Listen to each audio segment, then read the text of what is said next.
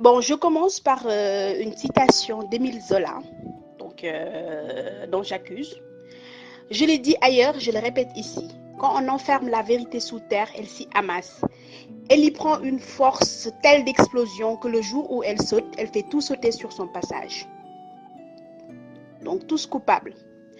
J'accuse le président Senghor d'avoir mis en avant la culture au détriment de la science, de la recherche et du développement, de n'avoir pas servi les intérêts de ses frères, de nous avoir promis qu'en 2000, Dakar serait comme Paris sans nous dire comment serait le Paris de l'an 2000.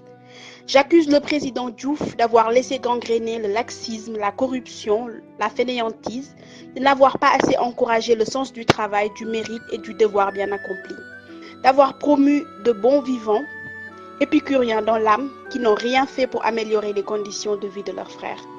J'accuse le président Wade d'avoir mis à la tête de notre pays les plus grands voleurs de l'histoire. Pilleurs sans vergogne, incapables sans limite, leur nullité n'ayant d'égal que leur violence, leur arrogance et leur grossièreté. Menteurs éhontés, que dis-je, effrontés, ils n'avaient à la bouche que le mot milliard. D'avoir promu ministre des incultes qui ne savent même pas définir les fonctions et rôles d'un député. Je veux citer M. Farba Senghor. D'avoir brisé le rêve de millions de jeunes, Barça ou la Barsac, car ils ne croyaient plus en la réussite par le travail. D'avoir encouragé des valeurs telles que le Nyak Diom, le Sambay Mbayan, la triche et le mensonge.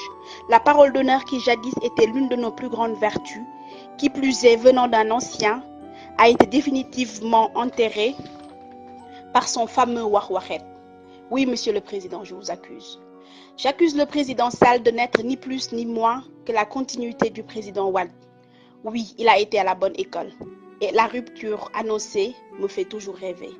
Après le Gowana de son mentor, il nous sort le PSE, Plan Sénégal émergent. Quoi? Mort de rire.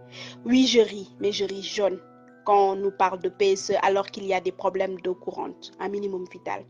Quand il nous parle de RER alors que plus de 50% des Sénégalais s'éclairent encore à la bougie et qu'il y a encore des coupures intempestives d'électricité. Je ris jaune quand on nous parle de CMU, couverture maladie universelle, alors que beaucoup de Sénégalais n'ont pas de document de naissance et que les inscriptions se font sur des registres papier.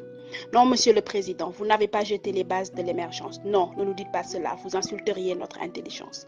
Enfin, j'accuse tous ces politiciens opposants qui veulent nous faire croire qu'ils feront mieux alors qu'ils ont tous pris part à ces gouvernements et n'ont rien changé.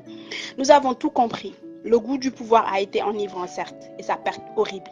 Vous voulez votre part du gâteau et à la fin de la traite, lorsque vous aurez assez de lait, vous vous en irez avec nos milliards, laissant le Sénégal et les Sénégalais avec leurs dettes et les problèmes, des dettes que vous aurez contractées en notre nom. Chers politiciens, vous êtes notre plus grand problème. Vous êtes une calamité. Vous êtes une entrave au développement. Vous êtes responsable de tous les malheurs du Sénégal et on ne vous le pardonnera jamais.